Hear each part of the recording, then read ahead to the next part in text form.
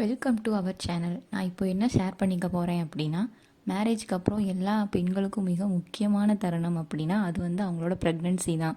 நம்மளுக்கும் சரி, நம்ம வீட்டில் இருக்கவங்களுக்கும் சரி, அதிகமான ஆசையோடு எதிர்பார்க்குற அந்த ப்ரெக்னென்சியை பற்றி தான் நான் உங்களுக்காக ஷேர் பண்ணிக்க போகிறேன். என்னோடய ப்ரெக்னென்சி அப்படின்னா, யாருக்குமே ஃபஸ்ட்டு மந்தில் நம்ம ப்ரெக்னெண்ட்டாக இருக்கோம் அப்படின்னு தெரியாது. எனக்கும் அப்படி தான். நான் ஃபஸ்ட்டு மந்த்தாக இருக்கிற என்னோடய ப்ரெக்னென்சியில் ஃபஸ்ட்டு மந்த்து நான் ப்ரெக்னெண்ட்டாக இருக்கிறது எனக்கு தெரியலை. ஆனாலும் எனக்கு கொஞ்சம் சிம்டம்ஸ் இருந்துச்சு. என்ன அப்படின்னா, எனக்கு பாடி ஹீட் கொஞ்சம் எப்போவும் இருக்கிறத விட, நார்மலாக இருக்கிறத விட கொஞ்சம் அதிகமாக இருந்துச்சு. செகண்ட் சிம்டம்ஸ் அப்படின்னா, எனக்கு கொஞ்சம் ஸ்மெல் ஒரு சில ஸ்மெல்லு, இந்த தாளிக்கிற ஸ்மெல், இந்த மாதிரி ஸ்மெல்லெல்லாம் எனக்கு பிடிக்கல. தேர்டு சிம்டம்ஸ் எனக்கு காரணமே இல்லாமல் அடிவயிறு கொஞ்சம் பெயின், அப்பப்போ பெயின் வந்துட்டு போகிற மாதிரி இருந்துச்சு. இந்த 3 தான் எனக்கு சிம்டம்ஸாக இருந்துச்சு. ஏன் இப்படி இருக்குது அப்படின்ட்டு டவுட்லேயே எனக்கு ஃபஸ்ட்டு மந்த்து போயிடுச்சு.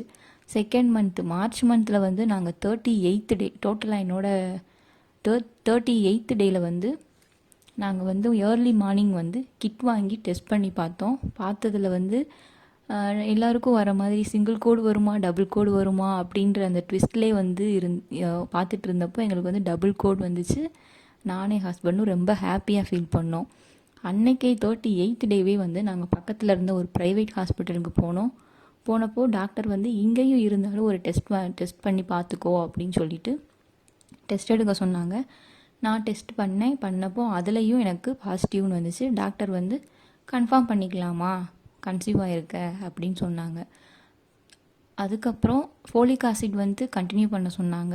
நானும் ஃபாலோ பண்ணிகிட்டு இருந்தேன்.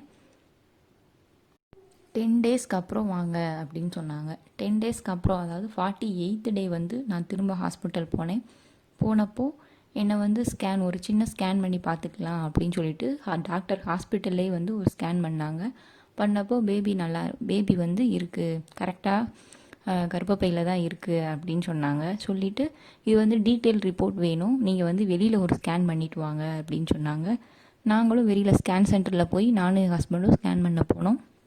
ஸ்கேன் பண்ண உடனே ஸ்கேன் ரிப்போர்ட் வந்தப்போ அதில் பேபியோட இமேஜ் அதில் ஜாயின் பண்ணி கொடுத்துருந்தாங்க. நாங்கள் அதை பார்த்துட்டு, ஓ நம்ம பேபி இப்படி தான் இருக்கா, இவ்வளோ குட்டியாக இருக்கே அப்படின்னு சொல்லி ரொம்ப ஹாப்பியாக ஃபீல் பண்ணிகிட்டு இருந்தோம். ரொம்ப சந்தோஷமாக இருந்துச்சு, இப்படி தான் நம்ம வயிற்றுக்குள்ளே இருக்குது அப்படின்னு. நாங்கள் 2 பேரும் அந்த ஸ்கேன் ரிப்போர்ட்டை ஒரு ரீடிங் மாதிரி கொடுத்துட்டு அதுக்கப்புறம் தான் ஹாஸ்பிட்டலுக்கு போனோம். அந்த ஸ்கேன் ரிப்போர்ட்டை நம்ம பார்த்தப்பே நம்மளுக்கு கொஞ்சம் அப்சர்வ் பண்ணிக்க முடியும்.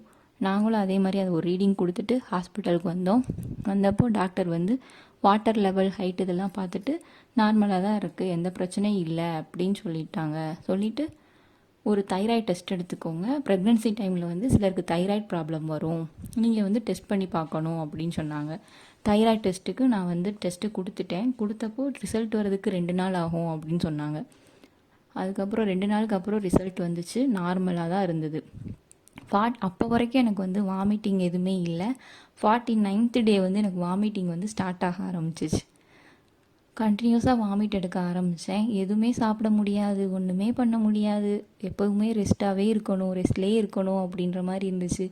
எப்போவும் ஒரு மாதிரி மயக்கமாகவே இருக்கும், தூங்கிட்டே இருப்பேன், யாரு கூடயும் பேச மாட்டேன், என் ஹஸ்பண்டு கூட பேச மாட்டேன், எப்போ பார்த்தாலும் தூங்கிட்டே இருக்கிற மாதிரி இருந்துச்சு. அதிகமான வாமிட்டிங் இருந்துச்சு. எதுவுமே சாப்பிடாம அது மாதிரி நான் நார்மலாக நான்வெஜ் நல்லா சாப்பிடுவேன். ப்ரெக்னென்சி டைமில் நான் நான்வெஜ் எதுவுமே சாப்பிடவே இல்லை. இப்படி தான் என்னோடய ஃபஸ்ட்டு 3 மந்த் ப்ரெக்னென்சி போச்சு. அதே மாதிரி 3rd மந்த்லேயும் செக்கப்புக்கு வர சொன்னாங்க. அதே மாதிரி செக்கப் போனோம். நார்மலாக பிபி டெஸ்ட் பண்ணுற மாதிரி பார்த்தாங்க. எனக்கு பிபி நார்மலாக தான் இருக்கும். வெயிட்டு தான் கம்மியாக ஆரம்பித்தது. கம்மியானப்போ டாக்டர் வெயிட் இன்க்ரீஸ் ஆகணும் அப்படின்னு சொல்லிட்டு எப்போவும் சொல்கிற மாதிரி ஃபோலிக் ஆசிடும் இது கூட கால்சியம் டேப்லெட்டும் நான் ஆட் பண்ணி கொடுக்குறேன் அப்படின்னு சொல்லிட்டு 2 டேப்லெட் என்னையை கண்டினியூ பண்ண சொன்னாங்க. நானும் 2 டேப்லெட் எடுத்துகிட்டு இருந்தேன். இப்படி தான் என்னோடய ஃபஸ்ட்டு 3 மந்த் ப்ரெக்னென்சியும் போச்சு. அடுத்த வீடியோவில் நான் உங்களுக்கு நெக்ஸ்ட்டு 3 மந்த் ப்ரெக்னென்சியை சொல்கிறேன். பாய் பாய்.